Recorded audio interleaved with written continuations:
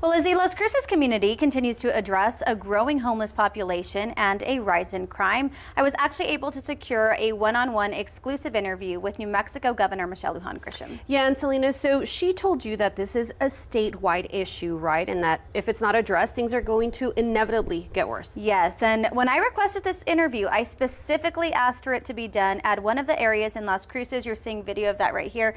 This dirt lot here has turned into a makeshift encampment, and I asked if she could do the interview there with me. She said yes, and here's what she had to say about the situation that is making the land of enchantment not so enchanting anymore.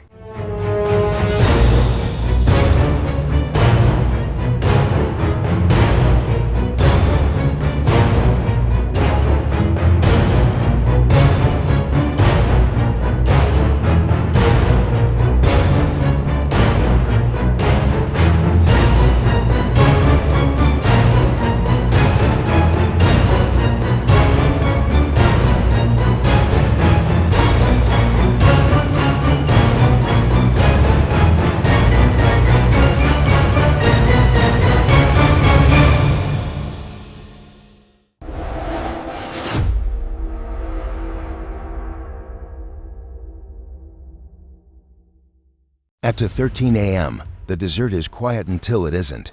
A car door clicks shut in a grocery store parking lot. Not because someone is heading home after a late shift, because a mother is turning the driver's seat into a bed again. She angles the windshield away from the brightest streetlight. She counts the fuel left in the tank like it's a countdown clock.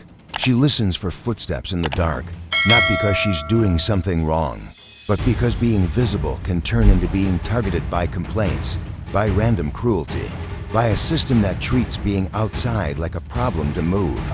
And here's the detail most people don't understand until it happens to them. In New Mexico, outside is not one kind of outside. Outside is heat that drains the body during the day, and night cold that steals it back. Outside is wind, dust, and long stretches where help is far away. Outside is a place where a missing document can lock you out of assistance. Outside is a life where the smallest task like finding water, charging a phone, or keeping a child calm becomes a daily obstacle course. And yet, New Mexico is marketed to the world as a postcard. Blue skies, red mountains, art, history, heritage. Then after dark there is a different New Mexico. Welcome to U.S. Homeless Secrets. Tonight's episode, New Mexico Homeless Crisis 2025. Beauty on the surface, breakdown on the sidewalk. And the question driving everything you're about to hear is simple. How does a place known for beauty and heritage accept a reality where thousands of its neighbors are living outside almost in plain sight?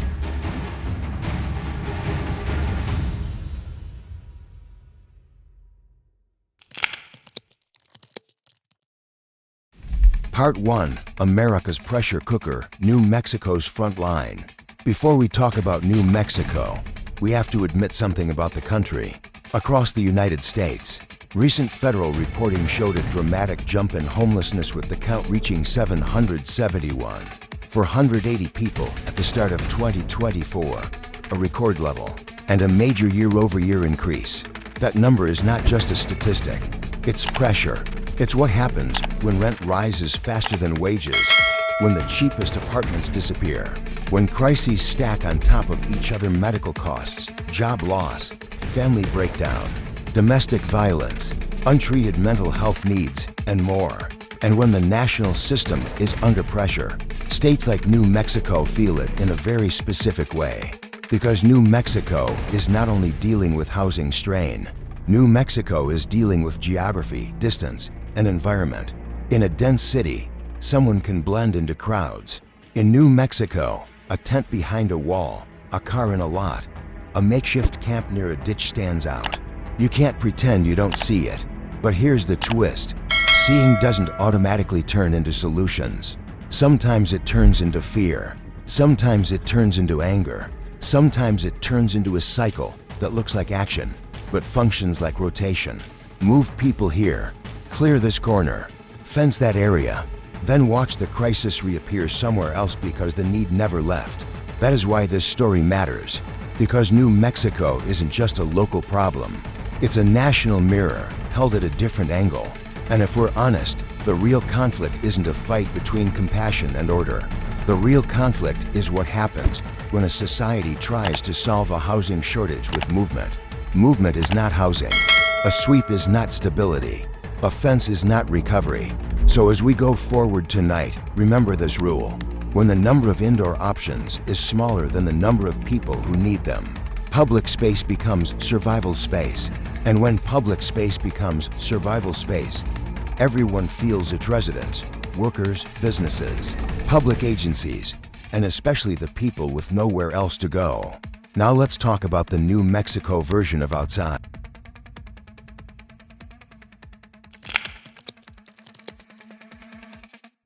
Part 2, the desert effect. WHEN outside punishes the body. In many places, outside means cold rain, snow, or damp wind. In New Mexico, outside can be something more exhausting. Heat that wears the body down during the day. Dry air that pulls moisture out of skin and breath. Night temperatures that can drop fast enough to feel like betrayal. So when someone sleeps outside in New Mexico, it's not just uncomfortable. It can be physically punishing. And that's why the phrase "just go outside" or "just stay somewhere else" is not a neutral suggestion.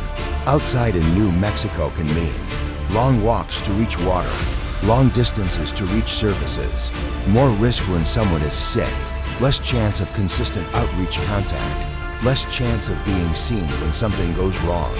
Now let's be careful here. We're not going to sensationalize. We're not going to describe graphic injury.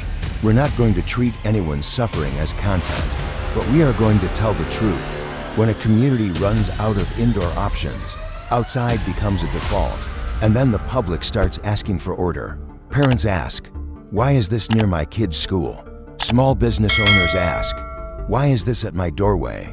Transit riders ask, "Why does this feel tense?" Public workers ask, "How do we do this safely?" People living outside ask, "Where are we supposed to go?" All of those questions can be real at the same time. The tragedy is when the system answers them with the one tool that doesn't solve the core issue: move. Because move where? If you move someone away from the visible area, you may reduce complaints, but you can also increase danger because distance from services is not just distance. Distance is fewer chances to get placed, fewer chances to get medical help early, fewer chances to connect to case management, fewer chances to keep a routine. And routine matters more than people realize. Routine is what keeps a person stable enough to fill out a form. Routine is what keeps a family stable enough to keep kids in school. Routine is what keeps someone sober long enough to reach treatment. Routine is what keeps someone alive long enough to rebuild. So when people say, "Why don't they just fix their lives?" a serious answer is, it's hard to rebuild a life inside a schedule that gets interrupted every few days. Now we need to talk about the center of gravity, Albuquerque.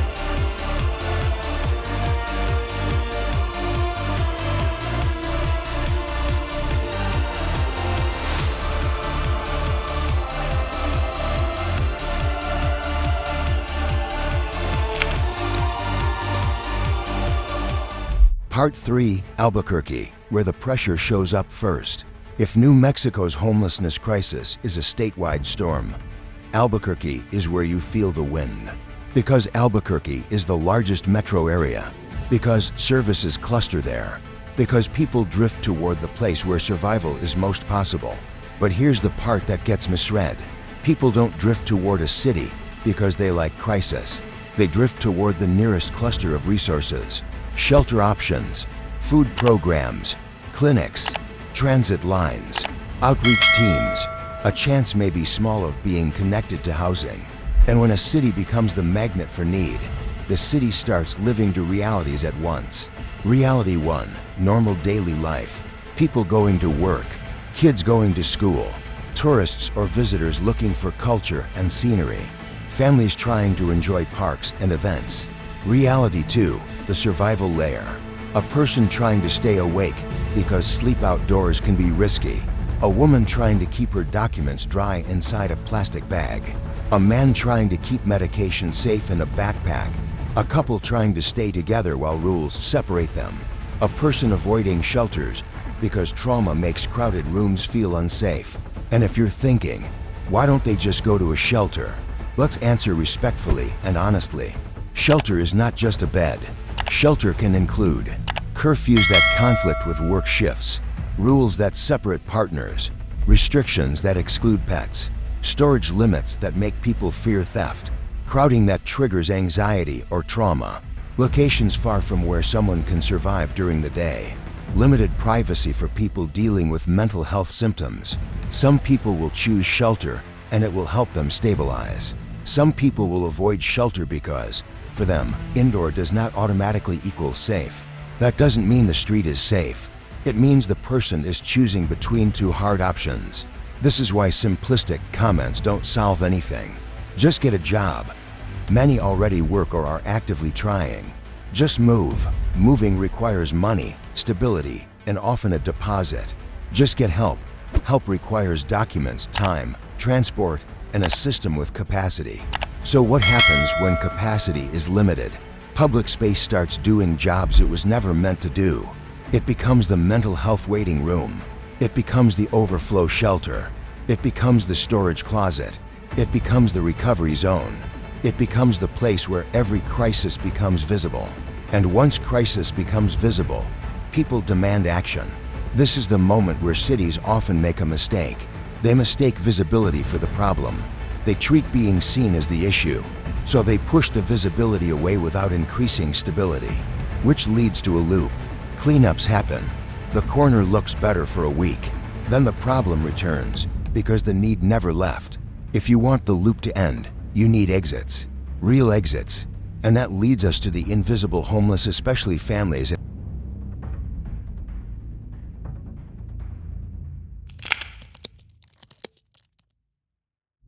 Part 4, Families, Children, and the Homelessness You Don't See. When many people picture homelessness, they imagine a single adult on a sidewalk. But one of the most urgent forms of homelessness is the kind you don't see in a tent, because it's hidden. A family doubled up in a crowded apartment until the host can't handle it. A mother and kids rotating couches week to week. A car that moves at dawn to avoid attention. A motel paid day to day until the money runs out. A relative's floor that works until someone complains. This is still homelessness. It's just not always visible. And the reason it matters is because hidden homelessness is unstable. And instability has consequences, especially for children. Here's what instability does to kids. Attendance becomes fragile because the family is constantly moving. Homework becomes harder when there's no quiet place and no consistent routine. Health problems can increase when sleep is poor and stress is constant. Behavior changes because exhaustion changes everything. Anxiety becomes normal. And kids don't always say, "I'm anxious." They say things like, "Do we have to move again? Can I keep going to the same school? Where are my shoes? Can I sleep yet?" Now, I want to pause and say something clearly. On this channel, we never use children's suffering as entertainment. We don't show identifying details. We don't encourage harassment. We don't turn families into targets. We talk about children because the system is supposed to protect them. A community can argue about policy, but the moral line is simple. Children should not have to carry housing fear like a secret. So if you're watching and thinking, why don't parents just do better? Consider reality. A parent can work and still fall behind when housing is expensive. A parent can do everything right and still lose when a car breaks down. A parent can leave an unsafe relationship and instantly lose the roof. A parent can get sick and lose hours and fall behind. The public often wants a simple villain, but most homelessness stories are not built from one big mistake. They're built from a stack of small losses. And once a family is unstable, it's not just about money. It's about time and logistics. How do you work full-time while also searching for housing?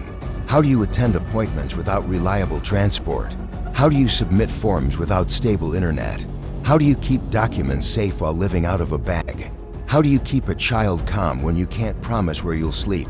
This is the moment where the paper wall becomes deadly, not dramatic, not sensational, just brutally practical.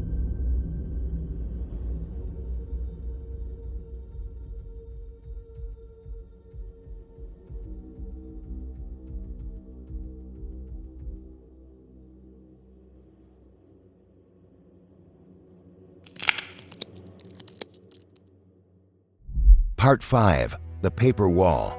How losing one document can steal a year. There is a cruel detail in modern homelessness that sounds small until it happens. Paper. An ID card. A social security card. A birth certificate. A benefits letter. A medical record. A case number. A lease document. When you have stable housing, paper is annoying. When you don't, paper is access. And when you live outside, losing paper can happen fast. A backpack gets stolen while you're asleep. Rain or snow soaks everything through. A quick move means something gets left behind. A cleanup happens and items get discarded. A hospital visit ends with discharge and nowhere safe to store anything. Then the system says, come back when you have ID. Come back when you have proof. Come back when you have an address. But without stability, how? Replacing documents often requires fees, transportation, time to wait in line, a mailing address, a working phone number, a safe place to store the new documents. Those are basic things, but homelessness turns basic things into barriers. And this is where people get trapped. They aren't just living outside. They're locked outside the system too. Now, people watching from a normal life often ask, why don't they just follow the process? Because the process assumes stability. It assumes you can keep an appointment time. It assumes you can charge a phone. It assumes you can store mail. It assumes you can wait in line for hours. It assumes you can try again next week. But if you're sleeping in a car, trying to keep a child calm, keeping gas in the tank, getting to work, and staying safe, you may not have next week.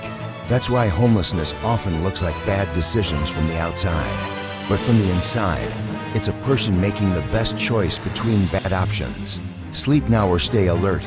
Eat now or save money for gas. Go to the office across town or keep your spot in line for shelter. Spend the day chasing paperwork or spend the day chasing income. And that leads us into the most controversial part: how communities respond when public space is overwhelmed.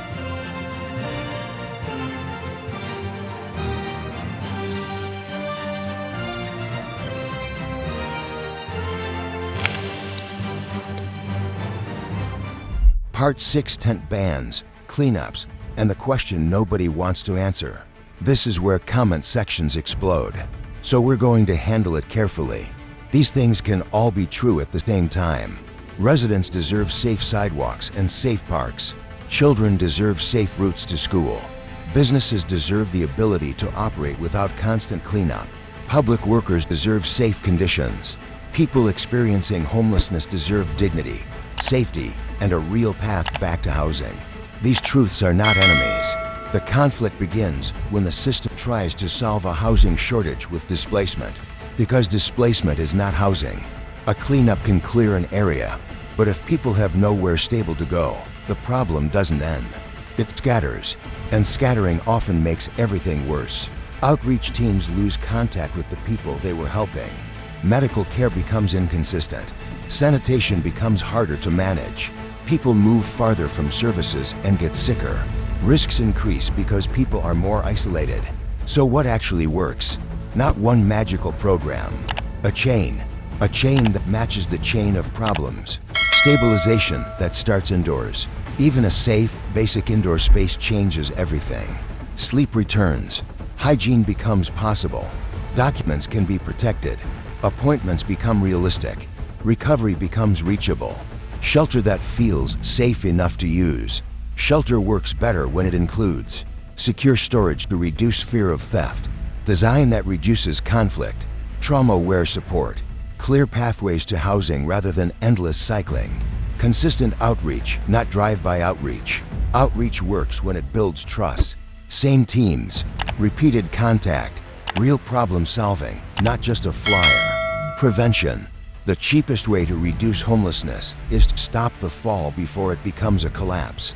Prevention can look like emergency rental help, utility assistance during a crisis month, eviction diversion, rapid document replacement support, benefits navigation, safe pathways for people leaving domestic violence, public health basics for public space.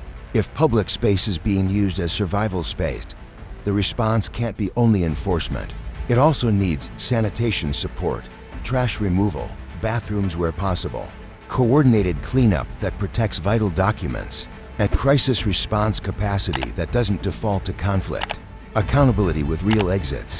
Communities can set rules for shared space, but rules work best when paired with real exits. Places people can actually go. Services that are reachable.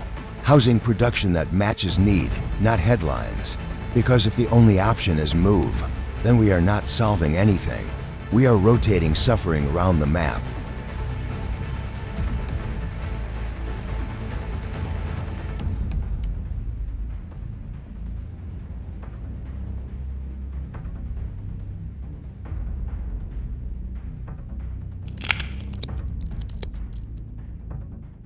Outro New Mexico is not a postcard.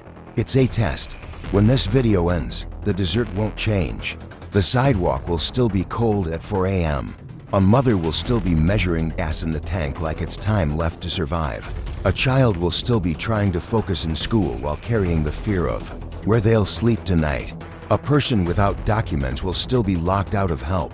And here's what I want you to sit with. New Mexico is not somewhere else. It's an American mirror. Because the question underneath homelessness is always the same.